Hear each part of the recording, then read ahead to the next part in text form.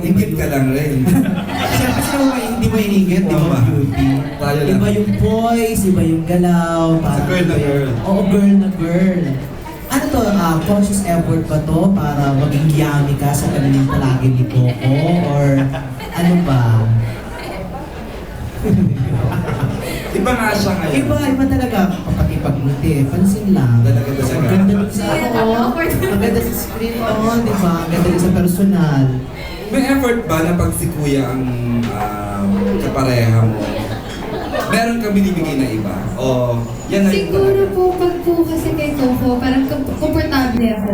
And sabi ko nga nung first time na mature yung binigay sa akin ng role na walang hanggang na medyo bago sa akin tulon, siya yung nakatrabaho. So this time na bago ulit sa akin yung line, siya yung nakatrabaho. Parang in a way, buti na lang siya yung katrabaho. May ganun factor po. Ah, you can secure. Yes. Ayun. Walang something na parang ano, maganda ako parang gano'n. Alam naman siguro ni Kuya. Leading lady niya. Pero kay Coco naman, kasi diba, unang kayo nagkasama ni Julia dun sa pelikula, di ba? Tama ba ako?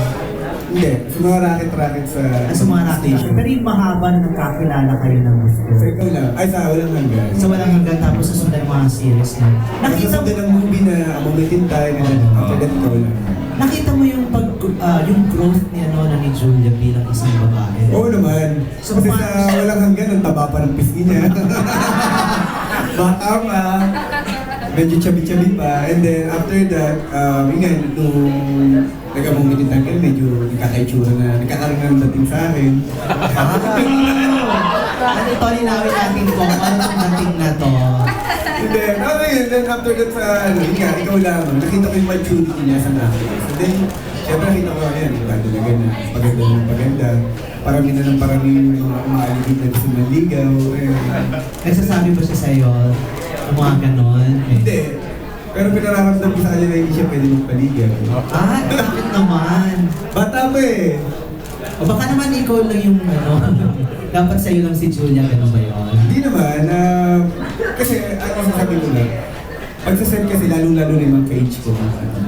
Siguro sabi ko nga, naranasan ko kasi yung maghintay, yung walang-wala, yung time na sa India mo, tapos yung time na tumatry ako pumasok sa TV, ilang beses ako na-reject.